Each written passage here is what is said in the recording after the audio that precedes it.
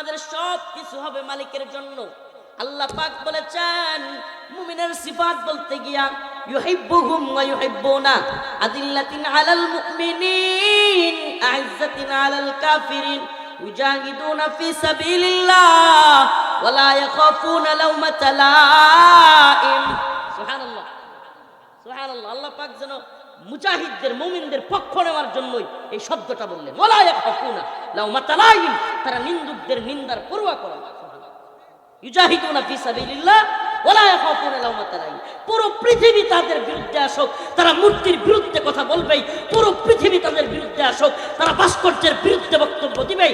পুরো পৃথিবী তাদের বিরুদ্ধে দাঁড়ায় যাক, জেলে নেওয়া হোক, রিমান্ডে নেওয়া হোক, ফাঁসির দড়িতে ঝুলানো হোক, তবুও তারা মূর্তির বিরুদ্ধে কোন উপদেষ্টা, কোন পীর, কোন শায়েখ মূর্তির পক্ষে কথা বলুক, মন্দিরের পাহারার কথা বলুক, তারা মন্দিরের বিরোধিতা করবেই।